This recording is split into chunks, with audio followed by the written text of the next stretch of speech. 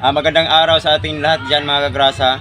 Salamat sa inyong panonood. Ito ang issue ng motor nito mga kagrasa is hindi siya umandar. Umandar man siya pag nakakargahan ang kanyang battery.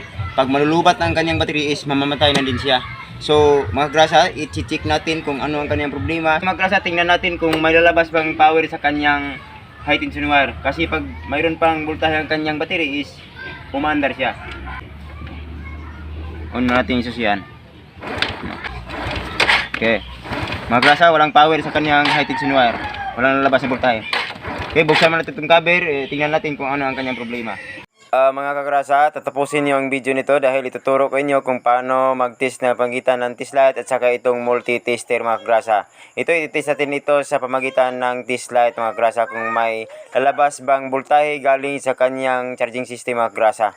Okay, itong crocodile clip ng test light natin mga kagrasa is dito lang ilalagay sa may kulay green mga kagrasa. Itong battery terminal, yan. Is doon nyo lang i-clip mga kagrasa. Din ito namang pagtusok ng ating test light ay dito lang ilalagay sa may kulay red mga kagrasa sa positive terminal ng battery. Tapos i-kick lang ang engine kick starter mga kagrasa.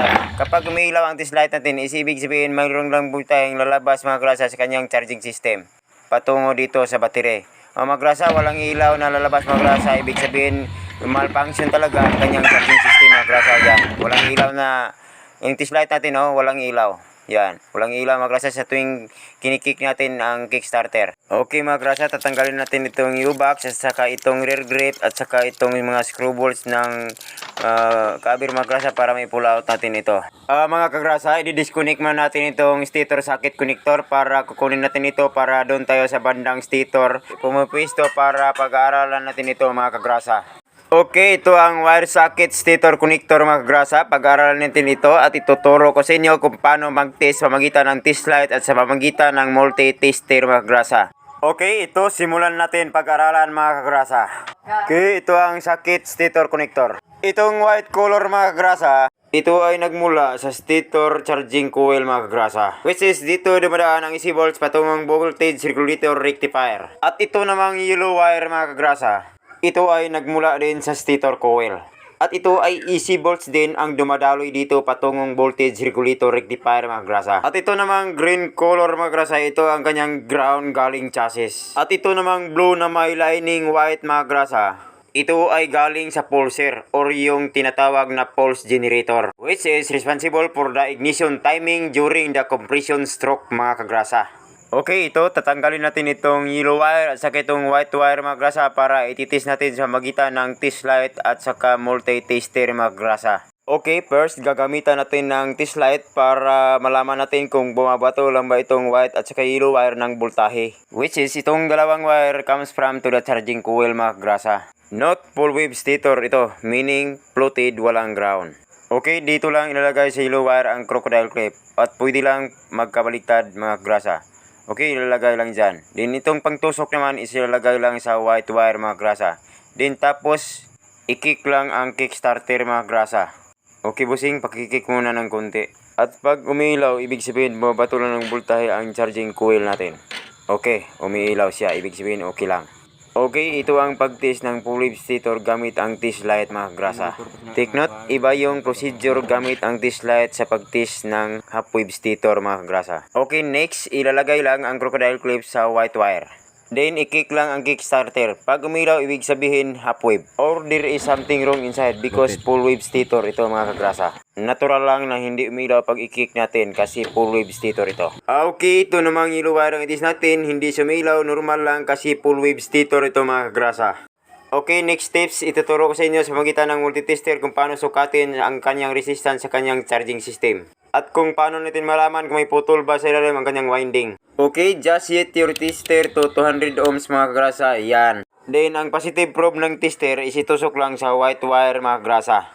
At ang negative probe naman ng tester is itusok lang sa yellow wire mga kagrasa dyan. O yan mga kagrasa, ang reading 0.9 ohms mga kagrasa.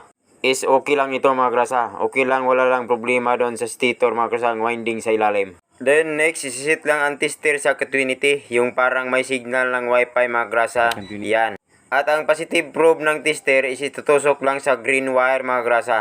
Then ang negative probe ng tester is idikit-dikit lang sa chassis. Pag tumutunog ang tester, ibig sabihin may ground connection lang itong green wire mga grasa. Okay, tumutunog lang, ibig sabihin okay lang. Okay, next, ito namang wire na blue na may lining na white mga grasa ito. Ito ang kanyang pulser o pulse generator mga grasa. Ito ititest natin para kunin natin ang kanyang resistance. At ang tester isisit natin sa 200 ohms mga grasa yan. Then itong kulay black o ang negative probe ng tester isidikit lang sa chassis. Okay, ito ang kanyang reading mga grasa. 147 ohms is okay lang mga grasa. Okay, since wala ang dahilan dito kung bakit hindi andar ang motor nito at malulubat ang kanyang battery, is isasauli muna natin ito sa kanyang sakit and then proceed tayo sa voltage regulator rectifier mga kagrasa. Okay, this is the 4-pin voltage regulator rectifier mga kagrasa. Tanggalin natin ito at pag-aralan natin ang kanyang pwestuhan. Okay, itong green wire mga kagrasa, ito ang ground galing chassis mga kagrasa. At ito namang yellow wire which is comes from to the stator coil mga kagrasa. At AC volts ang dumadaan dito patungo dito sa voltage regulator rectifier. At ito namang red wire mga kagrasa is dito dumadaan ang output volts patungo sa battery at patungo sa ignition switch mga kagrasa. Matapos ma-convert ang AC volts to DC volts sa voltage regulator rectifier mga kagrasa na siyang nagcha-charge sa battery para hindi malulubat. At ito namang white wire mga kagrasa ito ay galing sa stator charging coil. AC volts din ang dumadaan dito patungo dito sa voltage regulator rectifier. Okay, ito mga kagrasa, kunin natin ang kanyang resistance. Isit lang tester sa 200 ohms. At ang ititest natin mga kagrasa, itong white wire at saka itong yellow wire para makuha natin ang charging coil resistance mga kagrasa. Okay, ito mga kagrasa ang kanyang resistance. 0.9 mga kagrasa is pareho lang kanina sa bandang stator. At ito ay okay lang. Hindi ito ang dahilan kung bakit nag-malfunction ang kanyang charging system. Okay, next, isisit lang ang tester sa continuity. Itong parang may signal ng wifi mga kagrasa yan. Para i-test natin ang green wire mga kagrasa, itong ground kung may connection lang ba patungong chassis. At ang negative probe ng tester is idikit lang sa chassis. Pag tumunog ang tester is ibig sabihin okay lang, may connection lang itong green wire. O ito mga kagrasa, tumunog lang siya, ibig sabihin okay lang ito. Okay, last nating itis mga kagrasa is itong red wire patungong battery terminal kung may connection lang ba mga kagrasa. Dahil dito dumadaan ang DC volts na siyang nagcha-charge ng battery. Okay, itry natin mga kagrasa kung tumutunog ba. Okay. Okay mga kagrasa, ito tumutunog lang, ibig sabihin okay lang ang kanyang koneksyon. Mga kagrasa, magpalit tayo ng voltage regulator rectifier. At since 4 wires na ito mga kagrasa, ito ay kakonvert natin ito sa 5 wires voltage regulator rectifier na pang full wave mga kagrasa. Huwag kayo mag-alala mga kagrasa, for the next episode ng video ko, ituturo ko sa inyo kung paano mag-test pamagitan ng multitester nitong voltage regulator rectifier mga kagrasa. Okay mga kagrasa, ito ang kanyang stock na voltage regulator rectifier is papalitan natin ito ng 5 wires mga kagrasa voltage regulator na pang full wave. Ito, i-convert natin ito mga kagrasa since ang stock nito is 4 wires lang mga kagrasa. O ito ang kanyang sakit mga kagrasa, 4 wires lang. Okay, paputulin muna natin itong sakit na ito para isa-isahin natin itong mga wire na ito. Itong green wire mga kagrasa, ito ang patungong ground sa chassis. At itong yellow wire naman is ito ang patungo sa kanyang stator winding. At itong pangatlo ang black wire is ito ang controller ng voltahe mga kagrasa para hindi lumulubo ang battery at hindi magputukan ang mga ilaw. Ito ang patungo sa accessories wire mga kagrasa, itong black wire na ito. Kaya maganda ito kasi may controller ito ng voltahe. At ito namang orange wire, ito ay patungo sa stator winding or sa kanyang charging coil mga kagrasa. At ito namang red wire, ito ay patungo sa battery at patungo sa ignition switch. Dito dumadaan ang output DC volts na siyang magcha-charge ng battery mga kagrasa. Kaya hindi aandar isang motor lalo na battery drive pag nag-malfunction ito mga kagrasa. At lalong lalo na kung walang battery mga kagrasa, hindi aandar isang motor. Ito mga kagrasa, i-cut muna natin ito para mag-connection na tayo. Okay, ito mga kagrasa, red to red color lang mga kagrasa ang ating i-connection.